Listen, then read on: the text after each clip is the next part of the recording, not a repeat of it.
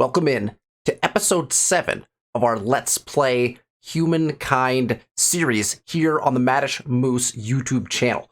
We are on the cusp of about to being able to, maybe, move up out of the ancient era. There are a lot of decisions to make, especially during the ancient era, and especially as you approach the end of the ancient era. We've got some major city decisions to make, some tech-based decisions, and so we'll jump in, we'll talk about those a little bit as we get started here, and then we'll roll right in to gameplay.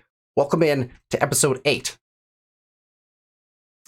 All right, we jump right in. We can see our map so far. We've got quite a bit explored now, mainly because we became good friends with some of the folks on some of our neighboring continents. Look at this stretch right here. Narrow gap between these continents. Very narrow gap between these continents. I'm not sure where all the ocean went on this particular map, but I'm assuming that it's out in this direction somewhere, because we definitely didn't set it up to be quite so clustered like this. So it'll be really intriguing to see the rest of where kind of the continents and the water end up. Our big decision as we head into the episode today is we really want to get onto this continent. This, we're assuming, all the way around here and up to here is all New World, because I don't see anyone settled on it, and we can see enough of it that we know that it's probably the New World. Now, that is highly advantageous for us, and you don't get this in every game, of course, but we are directly adjacent to, almost our whole border spans the New World. So in a perfect world, we'll jump down here and just claim the whole thing before anyone else can get any, essentially doubling our available landmass. Now, we've already hard forward settled the Egyptians, and so we could effectively end up with a much larger empire than anyone else, which normally is going to mean a pretty easy win in a game. Claim more land, get more population, be able to do more things, and get that win, right? So we've claimed up the edge here. We've got 2 cities. The big problem that I have right now with the way we're playing the game currently is I only have 2 cities. We're on turn 47. We're about to head out of the ancient era into the classical. I would prefer a 3rd city. Now, we have some options to assimilate, right? We're going +3 here at 43. We're 58 +3 here. So actually, Lullaby would be our preferred assimilation target. And that actually is pretty handy for us because it's actually more central to all of these territories here. So I actually don't mind that at all. We're also gaining +3 here, but I don't think we'll be doing anything with the Akkadians necessarily. Lullaby is probably our target for assimilation. Now, in order to assimilate them, we need to get all the way to the top. And so the question will be, can we assimilate them as our 3rd city, or do we want to wait until we cross into the New World to get a city on the New World? Now, the reason why I'm thinking that is because we have 2 cities already on this continent. We'll have a 3rd when we assimilate, and we really absolutely do not need another city on this continent. I like to connect anywhere from 4 to 5 territories to each city. It's about the number that I try to go for, and we have that available to us already here. And so our next city, if you will, our 4th city, would be on the New World. Now, if we assimilate and then try to put a city in, it like doubles in influence cost. So what we'd like to do is research the tech in order to cross the water, which is trade expeditions. Okay, we have boats, but we don't have the boats that our units can get in, right? So our units cannot get in the water until we get trade expeditions. In order to do that, we have to move up. Okay, so we're making, essentially, what I'm deciding to do is wait to get another city. Wait to get my 3rd city until we have the tech to cross onto the New World. We find a nice tile, plop our city down there, and then we will assimilate to our 4th city, because that will help with cost measures, right? So, again, we're kind of min-maxing our influence here because we don't want to have to generate a whole bunch to pick up that 4th city. So the assimilation will be the 4th city, and we'll try to cross over and claim in order to get that 3rd city in. But my problem with that is we're kind of lagging behind, in my mind, what I might want to be. I'd probably be gearing up for that 3rd city as quickly as possible here, and we're actually kind of delaying that process as we're going about now. We could assimilate faster. All we have to do is pay more money, and we could actually assimilate Lullaby faster and get that city up and running. I'm making a decision not to get the city up and running in favor of making another city over here and saving that influence cost right now. So again, if we want to look at this, influence cost right now to make a city, 510. Influence cost to make a city, if we have another one down, if we have a third city, the fourth city is something like 1,100 or 1,200. Like, it goes up by a substantial number, and so we're trying to save on that influence cost at the sacrifice of we don't have a third city right now. So anyway, let's hit next turn and progress and see kind of what happens. The other thing we've been debating is, do we go to war with these free peoples here? I don't have the population right now, I feel, to be able to train up necessarily an army. Now, what we could do is take this army of 4 scouts, populate them back into a city, and then basically transform them into warriors and archers in order to go and make an attack. That's something I've been thinking about. This group of 4, we could take the population, stick them back into a city, and then train them out of the city again, so we wouldn't actually lose any population. We'd put them, the scouts would go back in as population, then we'd train out an actual army, because scouts can't really fight. And would that give us what we need to fight these people? They've got, what, double archers, double spearmen? We might be able to kind of, you know, plus they're going to have the population in their city. What do these guys got? These guys have a chariot archer and then a warrior archer. So we would need to have a pretty substantial force to be able to take out these cities. Lulaban, I don't think... Oh, these guys even have another army yet. Interesting. So the Sus has a bunch of armies. Lulaban, I don't think, has any armies.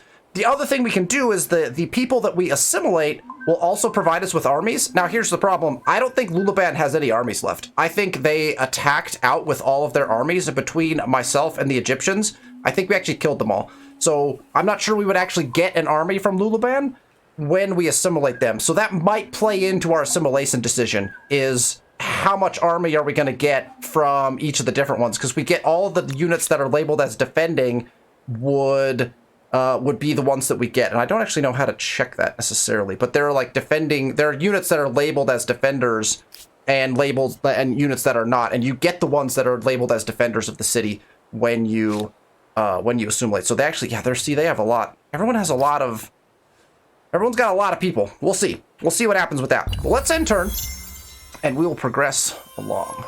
Aesthete star unlocked, perfect. And we've had the ability to move up for quite some time. Okay. Plosif and Icarus now have an alliance, so that's good to note. We've got a lot of friendly people around us currently, so that's not bad for us necessarily, right? We also want to get our final settles in. We have 2 territories here that we want to claim, just so that nothing weird happens with a weird claim coming in there. So we'll see how that progresses. Okay, these guys are just waiting to get in the water. They're literally just standing here. They will pop into the water, cross over, and who knows? There's a nice little river spot right here. There might be a city plonk like pretty early on over there. We also have, if we want, Halong Bay is in this territory. So this guy is going to go, and grabbing Halong Bay right away might be kind of nice just to have control of this wonder. Gives us a little bit of extra combat strength on naval units and vision strength on districts, so we might be able to... It's not the best wonder. Halong Bay is not my favorite, for sure. But we do have the ability to come in here and maybe put our city in Halong Bay, or make it one of our first attaches when we get down there. So, again, this unit also just going to hang out right here. They're going to cross right here. This unit is going to cross right here, and we'll have 2 units out exploring the new world. This is a warrior unit, which is kind of handy. And so they'll have a little bit more to be able to do. That, we might have to switch that. Do we have a scout somewhere?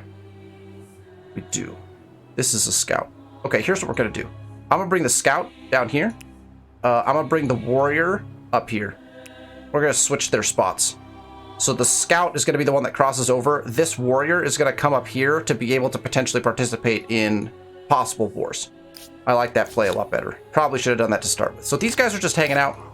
And we got our 2 cities ready to build things. Now, we are thinking about moving up. Remember, one of the things we want to do is make sure we have all of our emblematic districts in, or at least 1 turn of production into each emblematic district within our city. So if you're stressing about moving up, because you haven't built your emblematics, you can actually just put 1 turn into each of your emblematics that you're trying to build, leave them in the queue. Do not remove them from the queue because you can't build them anymore. But if you just queue them up and then shuffle them in the queue, as long as you get 1 turn into them, you can move up and they will stay in the queue and they will finish building.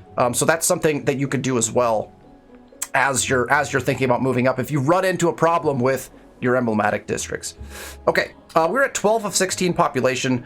Food is looking okay right now, and we're kind of cruising right now. We probably don't need an infrastructure currently. We got to think about the granary at some point, and we also need to think about some of these the stoneworks and the forge to increase our industry level. And then we're looking at our stability is looking pretty good, and that's because we have a pretty good kind of trade empire going on currently, and that's increasing our stability by quite a bit. So I think we're gonna go and keep building our ceremonial plazas. We also have the civic inn that makes them, I think, 20% or even 50%. I can't remember what the reduction is. We can look it up in a second. We'll look that up, and so we can put this one in though. All right, these function. So we actually have, I believe that would be where our harbor would go up here, right? Yeah, that's the only harbor in that territory. So the harbor's gonna be able to build there. We could even move this over here, but it's not as good, so I think we'll just stick it here. I think that's perfectly fine. Yeah, we'll go with the highest numbers for now. This will probably be our harbor spot, so we'll get to build on these 2 spots anyway. But this is gonna be production central right here. We're just gonna crank Maker's Quarters out around here anyway, so I think it's probably fine. All right, Huatu is also, oh wait, we have an artisan's quarter to build. I don't know if we need, what does this get us? Yeah, gemstones on market quarters. We have not built any market quarters, so that's not super useful for us. So let's just keep working on ceremonial plazas. This is actually our final ceremonial plaza we could place. It's actually the only spot on this entire continent, I believe, that could place one, because it has to be on accessible land next to coastal water. So we'll plop that in. That'll get us another nice access point there. So we're building all of our ceremonial plazas. And just for the sake of showing it again, if we have, I believe it's personal rights, we have minus 30% on religious district industry cost. That counts for any district that is marked as religious, which ours are, right? They are marked as religious, so they're a religious district. And then any wonder that counts as a holy site, also that production bonus counts towards, which is pretty handy if you're trying to quick build a wonder to get that minus 30% industry cost on there. All right, next turn. Agrarian star has been earned. And we also need to check, now that we have, I believe we have a turn into all of our final, because we cannot build any more ceremonial plazas here, and we cannot build any more ceremonial plazas here. Now the question is, do we want to snag a quick attach for this city? Because we could do that. We could attach this territory for 120 and put one more of our ceremonial plazas in, and that might be a nice play. To do that, because then we would have 3 ceremonial plazas in each of our cities, which would be pretty nice. And this is also a really nice coastal, so we'd get to put something up in here. That's not a bad idea, because otherwise this one is not gonna need. Yeah, I really like that idea, actually. Let's check something really quick. Let's check. Okay, so we have 2 people who have moved up. Axumites and Marians are gone already, but we got plenty of options, plenty of good options left for moving up. Carthaginians are a favorite of mine. The Greeks are always good. Nazca can be good as well. Garamantes, we could check our land. Garamantes are a little bit more specific for what they do. But, okay, so we need to build one more thing to get this star. We are 1 away from the Aesthete stars, which would be kind of nice. And we don't even have a gold star yet, although we're close to getting it. So we're actually really close to moving up. Once we build 1 more district, we can pretty much execute the move and move up. So that's probably what's happening today. We might be able to, by the end of this episode, crack our move into the classical era. 1 more build. Man, this star might take a little bit to get. We might have to look to see if that one's worth it. And then we can always pick up like one of these before we move up. But I think we're getting really close to be able to accomplish our move up. And that'll get us closer to our city as well. So we do want to move up relatively quickly and get that tech unlocked so that we can get that show on the road, you know, like get our 3rd city in, get the assimilation done so we get the 4th city up and running really quickly. The more cities online and faster, the better early game setup you will be able to crank out stars, because you're going to get so much more influence early game from those cities. So it is relatively important. All right, now these guys, the question is, claiming this territory, which, no, there's nobody here to claim it, so we're going to hold, but this is probably the spot they're going to, right? Yeah, that's what I thought. What's the... Hello? Oh, wait. 9-13 or 10-12. 9-13 or 10-12. Those are both great. River count for this one is 1, 2, 3, 4, 5. River count for this one is 1, 2, 3, 4, 5. So they're both exactly the same. So it just depends on whether you want 1 extra food or 1 extra production. I kind of like the city like being on top, like overlooking everything. Like that's kind of fun. Also has a better exit point. Actually, so this one would have more river, wouldn't it? 1, 2, 3, 4, 5. 6 because of the tile it's on, and this one would only have 5, but this one gets us an exit point for building districts.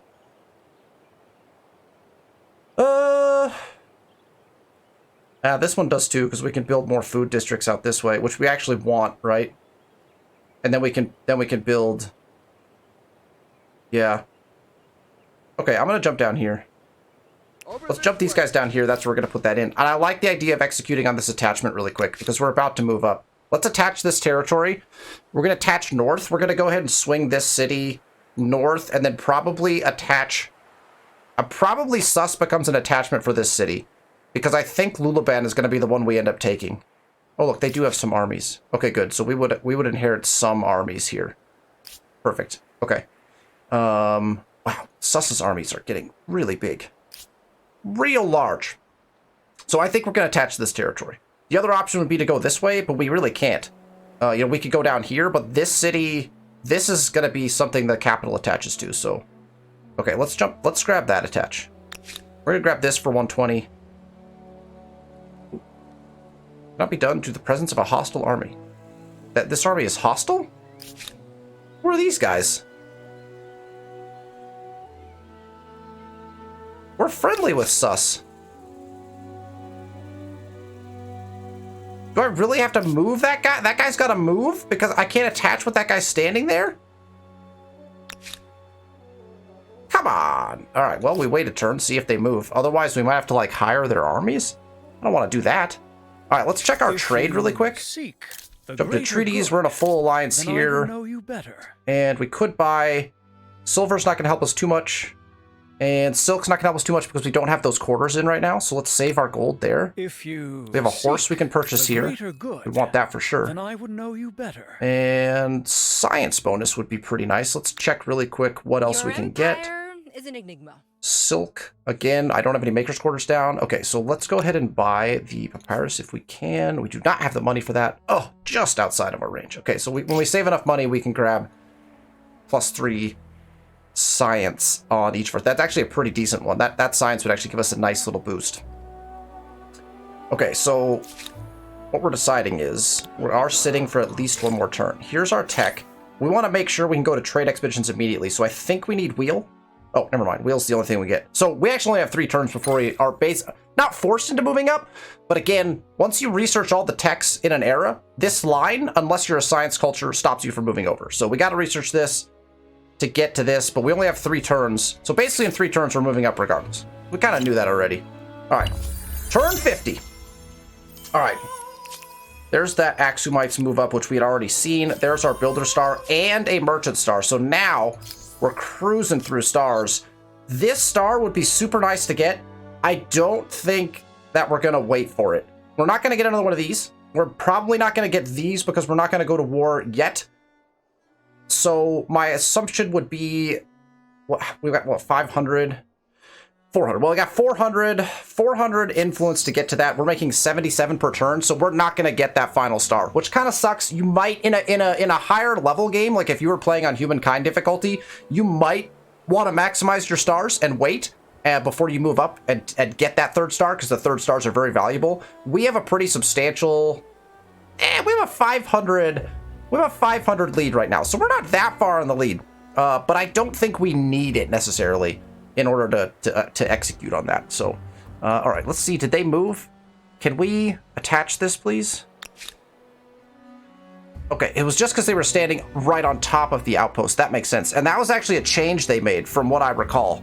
They made that change because if you attached a territory when an army was standing on it, this was very early on.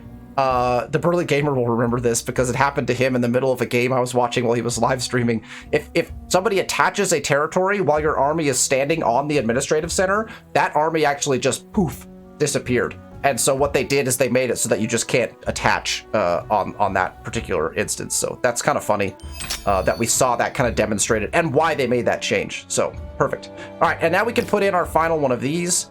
But again, we just have to go one more turn, and then we'll have put a turn into it. And this is exactly where I thought we'd be putting this. We've already got the harbor in over here. So boom, let's put this in right here. That's perfect. There's a curiosity there, but I don't have a unit anywhere in that vicinity right now, so I'm not going to worry about that too much. All right, once these guys make their claims, I think we're going to do that switch, but they've got 2 claims to make. I don't think they can make them this turn. Let's double check, though. Yeah, we need 141 to make the claim, so we'll hold on that. We will click on this, and we could put this in. Easy choice. Let's make sure we've got all of those done. I think we do. All of our influence buys, yes, are in. Perfect. And so we can... I have a proposition for you. A non-aggression pact. I will always take a non-aggression pact. Interesting. For sure. We will Our relationship is pleasant. I kind of wonder if we just propose an alliance here. That seems like it could be valued. I can only say this proposition alliance. I like alliances.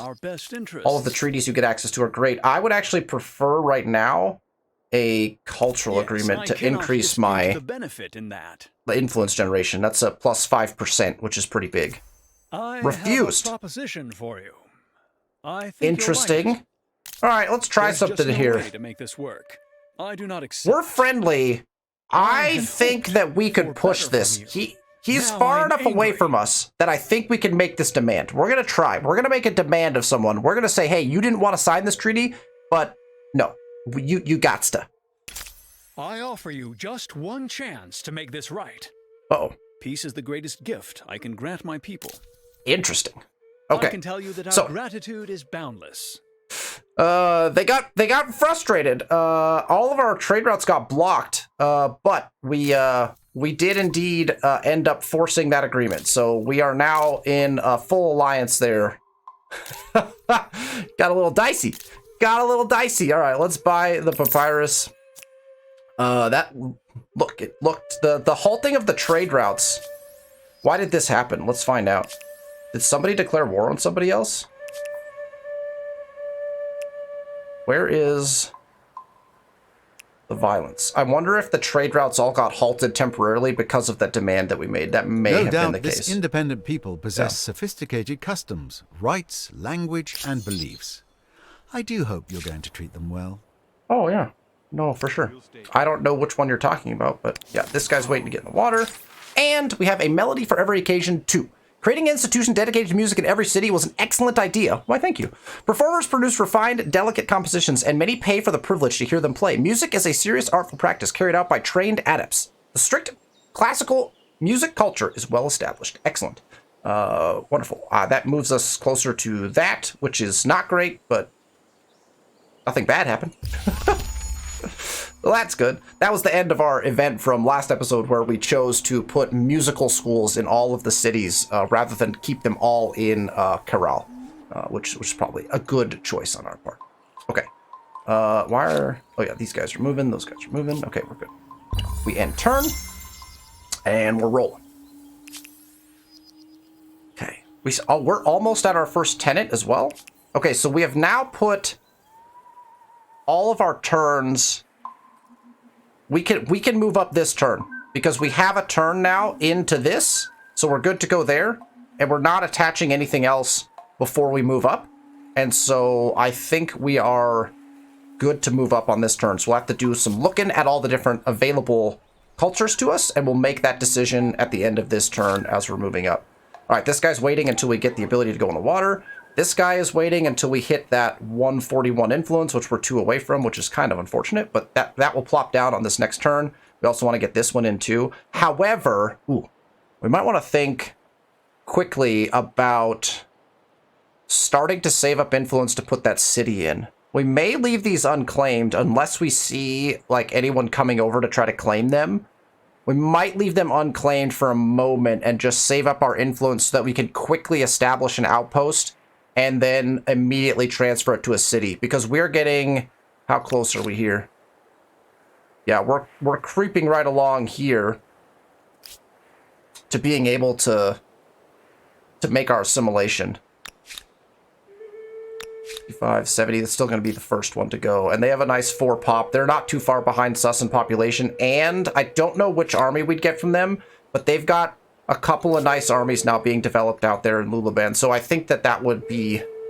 We want to make that as quicker than we thought we might otherwise be. Yes, Commander. All right, and we can end turn.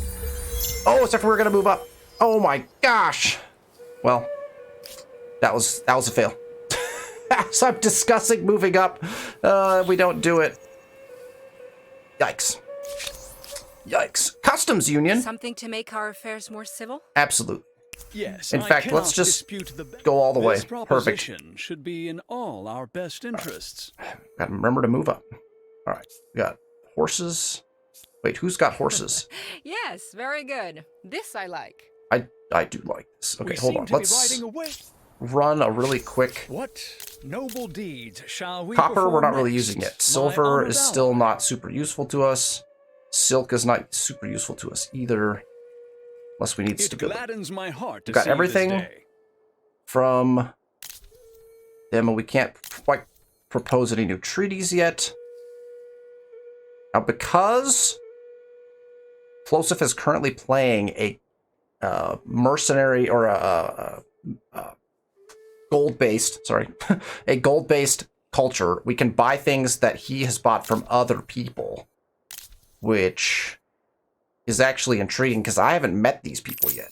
Now, I do have to pay a ton of gold for it if I want it, but something to think about. +5 science for, oh, that's actually kind of nice, and it's not something I have to pay for. Okay, that one I have to buy from... So if you see this symbol next to a particular resource, this symbol right here, that means that they are buying that resource from another culture. But if you can buy it, that means that you have not also purchased it from that culture. So this is from a culture I haven't met, and they're purchasing it, and they cost a lot of money, which is why I can't purchase any of them currently. Because the gold-based culture will make a bunch of money off of that. So they effectively become a middleman in trading resources as a result of their affinity. But I do think we should buy this ambergris, because that's going to be just straight-up science, which is well worth it to us. All right, so we hold on these guys again. We hold on these guys again because we decided to save our influence. These guys are going to go right here. Then they will also hold, and then we're going to move up after we pick our next build. What build should we make? 13 of 16 population. So we are progressing very close to our population cap, which probably means we stop building these. Our stability is looking good. Our food is starting to dwindle-ish. I feel like we could put a farmer's quarter in is probably our best bet, or... The problem with the harbor is the harbor does not get us a population cap increase. I would love to put a harbor in, and we get 7 food and 2 faith out of that harbor, and it would be real nice. Although we probably want to put it here, because we can already build off of that. The harbor probably needs to go... Is there an 8 spot? That 8 spot's probably pretty nice. Oh, that's a 9 spot. Is that a 9 spot? That's not bad at all. Oh, you know what? If we move up and take the Carthaginians... Which one is the one that benefits off of horses? No, that's the Byzantines, isn't it? Because we have... That would be interesting. I wonder if we put our harbor here, or if we wait. Let's wait. Because if we choose the Carthaginians, we might want to put our Kuthan somewhere special. So that's something to think about. Is who, if you kind of know who you might play next, you might want to plan that out a little bit. That could be an interesting play. All right, so let's just go farmer's quarter. 15 food is substantial. That gets us down the river. That's kind of nice. I say, why not? We'll build Farmer's Quarter next year. Okay, and then we're not going to end turn, because we're going to go look at our stars again. We got all of our builder stars, all of our expansion stars, all of our agrarian stars. We're one away on a steep, which we could wait for, but we're going to start running out of science here in a second. We got our science stars. We progressed a little bit in merchant stars. There's a lot of stars. We've collected a bunch of stars. Again, my typical suggestion is 1, 2, 3, 4. If you get 4 third stars, 4 of the third tier stars, then you're probably about, like, that's enough. That's enough fame to have gathered, as long as you've collected a couple of the other ones. If you want to, like, take it to the extreme, 5, like 5 of the we would wait, like, maybe for the elite star to come in, but I think we're already in the lead, so I think we're doing well. So I think we're going to move up. So the question is, who are we going to move up to? We have choices. We have the Romans. Now, Romans, if we were going to war, might be an option because we get some extra military experience. Not particularly a fan of their triumphal arch. It's cool looking, but it's not, I don't like commons quarters. I probably need to use commons quarters more, but I don't. So I don't think we're going to go with them. The Achaemenid Persians are super fascinating to play as. +2 city cap, and that's for the game. So they can really change the way you play, because you could actually go more cities, and it really changes the game. The Achaemenid Persians are very powerful in that regard. Plus, you get bonus stability on city or outpost. If you're struggling with city cap, or if you're struggling with stability, the Achaemenid Persians is definitely a very good option for you. Plus, the Satrap's Palace counts as a market quarter. It's a pretty decent market quarter as well. It's not a bad unique district. The Maya are also very powerful if you're going for industry. +2 industry per worker.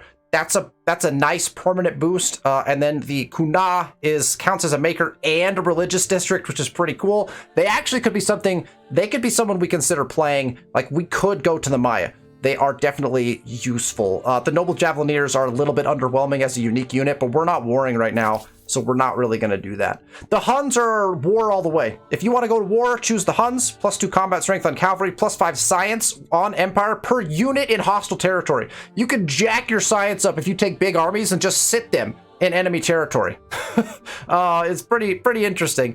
I do not like the Ordu. I don't care for any of these particularly. Automatically upgrades regular outposts, cannot be attached to cities. There's quite a few cultures that have these, like, replacement outposts, replacement administrative centers. I just don't care for them. I don't feel like they do anything beneficial to you. Maybe I just haven't played with them enough to realize that they're useful. I just kind of like don't find a great use for them, but they're probably, if you go to war a bunch, maybe they're helpful. The Goths are another pretty war-oriented. Obviously, they've got the militarist, so ransack gets you a bonus, and then if you're in a garrison, then you can get influence as well. The Tumulus is kind of interesting. It gets you faith. It's a pretty faith-generating thing, so that's kind of interesting. Again, counts as a commons quarter. Not a huge fan of the commons quarter. I'd rather build other things if I can. The Celts are, in my opinion, pretty insane. +2 food per farmer is really nice. That's super great. The Nebaton is really good as well. Counts as a religious district and a farmer's quarter. Almost always need farmer's quarters. This is really nice. Also generates faith. And +3 food per number of attached territories. Excellent. And +3 food per adjacent farmer's quarter. A lot of great benefits to building the Nebatons. The Celts are very powerful. Very nice classical era. There's a lot of great cultures in the classical era. One of my personal favorites is the Carthaginians. Minus 25% on all constructibles buyout cost. If you are playing a gold-based game, they're almost a must-have, because minus 25% on all constructibles buyout is enormous, and that's for the whole game. Whenever you press that buyout button and buy something with gold, minus 25% cost. The Carthaginians are very, very powerful. The Kothan is arguably one of my favorite districts in the entire game. It counts as a farmer's quarter, a market quarter, and a maker's quarter, which is insane. Plus, it's a harbor. It's so potent. You've got district fortification from it. You've got +3 industry per adjacent coastal water. So all of a sudden you're boosting your coastal waters now have industry as well. +2 industry per lake if you're putting on a lake, and +1 worker slot as it counts as that maker's quarter, but also gives that worker slot. I think the Kothon is super potent. It's really good. The War Elephant is nothing to scoff at either, so we could definitely go Carthaginians in this next round. It's a very all-around good thing. I kind of prefer it, although we're not making a lot of gold right now, so the hard bargainers thing doesn't make as much sense for us, but it's something to think about. We can also go with the Greeks, +2 science per researcher. The Greeks are really good early if you're going early science. The amphitheatron is also nice, counts as research quarter, gets you some early research that comes with influence, which is nice early game, so that's something to think about. Nazca is a really interesting new one, +1 emblematic district on territories containing natural wonders. We don't have any natural wonders except for Halong Bay. This is super fascinating because you can build 2 emblematic districts, but only in territories with a natural wonder. I'm just not sure how valuable that is. I don't know. And the Nazca lines are interesting. On each emblematic district, you get +2 influence and +2 faith. I mean, it's kind of cool, I guess. I don't know about the power of the Nazca. Garamantes are situationally good. +5 influence on main plaza if the city is growing. Can be pretty potent early in the game here. Less important later in the game, so as like a permanent boon, it's okay. Foggera is really interesting. +3 food, +2 food per adjacent sterile terrain. So if you find yourself in a land with sterile terrain everywhere, which we are not, okay, like, we'll have right here. So here's your, if we were to build a Garamantes Foggera right here, boom, 1, 2, 3 adjacent sterile terrains, actually would be a pretty decent Foggera. Right there, Foggera, actually really good. But everywhere else in our territory, there's a couple right here, but that's in the same territory, so it doesn't help us. We'd have to pick between one or the other. And that becomes the problem with the Garamantes. Now, do those Foggeras work okay on regular territory too? Yes, because they still count as a farmer's quarter, so you're going to be able to exploit other things. But unless you find yourself with just copious amounts of sterile terrain, the Garamantes are not so great. However, if you find yourself with a lot of sterile terrain, the Garamantes are a fantastic play. I've done them before. They were quite fun. We can also choose to stay as the Carolans. I don't think that that's a good play right now. I've done a game where I stayed as the Babylonians the whole time. It was actually pretty fun. It was useful. I don't think the Carolans are one that you want to stay as. So our choices, I think, are the Maya, if we want to go into more of an industry-based game, or we could also take the Celts if we want to go into more of a food-based game, or we should take the Carthaginians. I'm leaning away from the Carthaginians right now. I think that we'll stay away from the harbor-based cultures because I think that we're not quite in a land that has enough harbor spots for this. So I think maybe we skip out on them for now. I'm leaning towards the Celts. Oh man, we've already got the religious district, like industry reduction. The +2 food is huge. We could go the Maya, right? We could increase our production. Both of them are advantageous. We don't really need the Akhmet Persians in this game. I think I'm playing the Maya in another game. I'm also playing the Celts in another game, so I'm trying to like figure out which one I want to play more. I think that we take the Celts, and I think that we just boost up as much as possible our food production in this particular one, and then we can maybe switch to something else, like away from food after that and into maybe some production. I think we're playing kind of a balanced game this time, so let's take the Celts. I think that's what we're gonna do. Let us confirm. As urban centers grow, both ideas and sewage are generated at a record pace. Indeed. Arts and sciences flourish as military tactics and mathematical equations become as coveted as physical goods. Empires struggle to control these intangibles, however, as some might trouble their stability. So far, we haven't had to deal with war. Now you're choosing the agrarian Celts. Let's hope they learn their cooking from the French side. All of our buildings will change. You'll see everything kind of populate up a little differently. I love that about this game. Everything changes throughout the eras. And we are now in the classical era. All right, let's take a look at what we can do now. We're also, we get to choose our first tenet, which is going to be fascinating. All right, let's check out our unclaimed wonders. One of the first things to do when you jump up into a new era, as we are now in the classical, is let's check out what's available to us. All right, nothing has been claimed. There's a bunch of claims to be made. Now, we do have to spend influence to do this, and so we would be putting off our city build. But let's see what we've got. Pyramid of the Sun. Plus 20 faith, plus 40 stability, and plus 2 food on territories, districts, and wait. Plus 2 food on districts and exploitations? But just in that territory. It still makes one of your territories just monstrous. Interesting. Okay, so Pyramid of the Sun is one of the choices we can make. Statue of Zeus. Plus 5 money, plus 5% money on alliance on empire. We do have several alliances that would get us a nice little money, and it's a big stability booster. So if you're having stability problems, build the Statue of Zeus. Lighthouse of Alexandria, look, if you're going to play a naval-based game, Lighthouse is amazing, but if you're not in the water a lot, Lighthouse is not so useful. Mausoleum is really interesting, gets you plus 2 science per district. It's actually pretty powerful. Mausoleum is pretty dang powerful. That plus 2 science per district is really nice. That's one we could claim.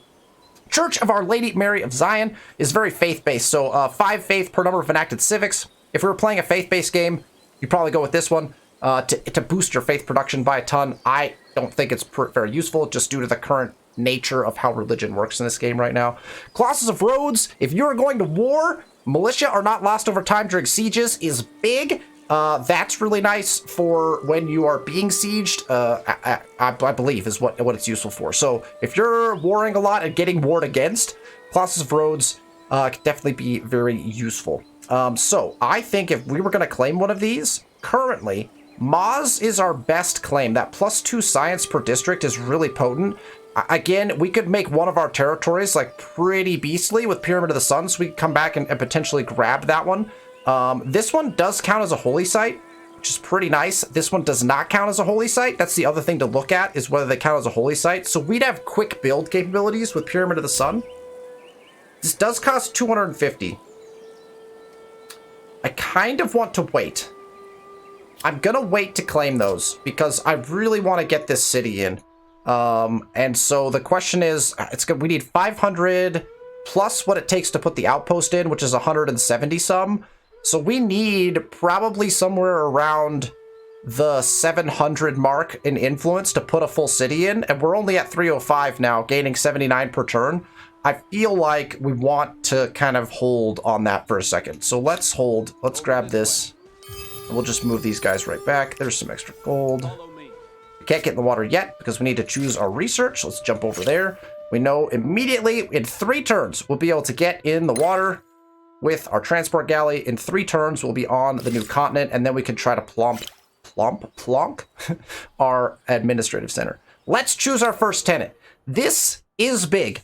Let's see what's been taken. Interesting. So we're not the first to choose a tenant. Reject luxury has already been taken, and be virtuous as water has already been taken.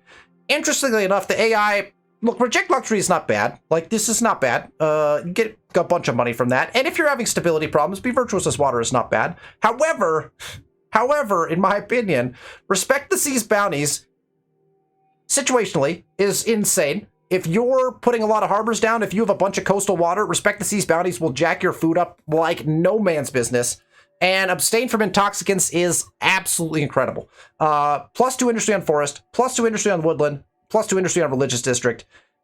It's just intense. It is just intense. We're going to take abstain from intoxicants this round. You could also take seek wisdom, which benefits science on strategic resources. Shelter the oracles. If you're around a bunch of mountains and you need some more influence, that can be good. Smite the unbelievers if you are going to war is great. Hunt the infidels, also great if you're going to war. So you can take some of these. Abstain and respect the sea's bounties are my 2 favorite. I'm going to take abstain this particular time. We also need to choose a religion name, but we can do that at a later time as well. So abstain from intoxicants. We also want to choose our building. Let's switch our building up a little bit here. We chose the. Let's see what we want.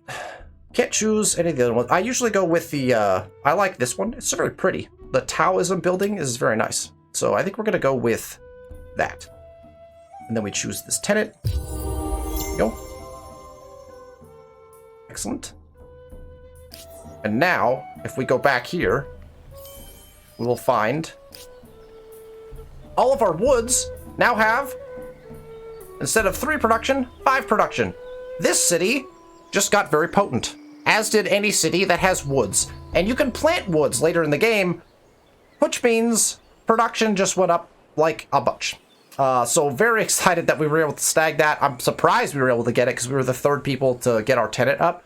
Now that we're playing the Celts, I think we'll be able to get our population up very high and spread our religion a little faster, which will hopefully allow us to choose tenets first in the next few go-rounds, which is all obviously very good. We want to be able to do that if at all possible. This guy's just going to hang out. These guys are waiting until we can claim land. Oh, wait, hold on. Well, you might as well jump up here while you're hanging out. More gold. Oh, well. You want to just continue on to that one as well. Perfect. Don't forget, new curiosities spawn when you start an era. All right, we're coming up on the end of our episode, but I'd like to finish this turn for sure. These guys are hanging on. They're going to jump in the water next.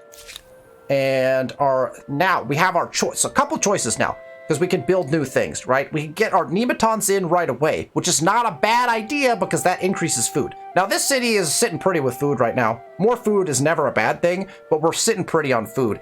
It's always nice to get your shrines in. It's always nice to get your holy sites in, and you'll see we're having a little bit of stability trouble here. We have 55% is our stability there now. Carol is still sitting pretty. So what we need is a holy site, because the holy site will get us plus 20 stability in that city. And so what we really want to do is place this holy site down. I believe that should be our next build here. So let's go ahead and find a spot for it. Again, we want the holy site is going to burn the tile. We actually have a really nice spot right here. Look, there's some sterile terrain up here, which means a holy site would go perfectly on that because it's not going to cost us anything. Even if we were to exploit the tile, we're not going to get anything out of it. Plus, it's also smack dab right next to a bunch of people's territory, which causes religion to spread more effectively. So we have one holy site down here on the corner already. So we're going to slap our other one. I believe I'm going to put it right here on the corner. I don't want it too far north. I'm going to sit it right there. That's going to be a perfect spot for our holy site to help push our religion along this coastline. Eventually, we'll probably need one over here as well to deal with whatever religious pressure is coming from the Egyptians. But for now, I think that is a good spot. All right, that is going to do it for our episode today. I know we didn't get through as many turns as I normally do, but we did move up into the classical era. So next week, we will kick off in the classical era with the turn done already. Our population is about to spike because we got access to the Celtic nematons. We're going to be able to get into the water in 3 turns. In 3 turns, we cross over into the new world. We put our new city in. Should be exciting. And we are, I don't know, I don't want to do the math in my head, but we're pretty close to being able to assimilate Lullaby as well. So as soon as we get our city in, we'll probably be able to assimilate Lullaby. And then all of a sudden, we'll have 4 cities and things will be truly off and running. And we should be cruising at that point towards a victory and towards a really solid game of Humankind. We already have a 300 fame lead. That doesn't necessarily mean a ton because a lot of people have yet to move up. A couple of these cultures might make moves as they move up, but very excited about our progress today. Finally, we're into the classical era. All right. Thank you so much for watching the video. This is episode 8 of our Let's Play Humankind series. Very excited to keep this series going. This game is so much fun, and this particular game that we're playing has also been very fun. Every game of Humankind is different. You spawn in a different land, you spawn around different tiles, you end up doing different things, certain events happen to you, you enact different civics, diplomacy changes, and it really changes the way you play the game. Changes which cultures you pick, changes how you build things. And so it's just super fun. Every game of Humankind I play, you do it a little differently. And that's to have different experiences, but also just because you're presented with different circumstances and challenges, which is super fun. Hopefully you're enjoying the series. There will be a link to episode 1 down in the description if you want to start the series right from the beginning. If you missed any episodes, you can follow through all through the series. Again, we will have another Let's Play Humankind episode coming out next week, Sunday. Thank you for watching the video. I'll see you next week.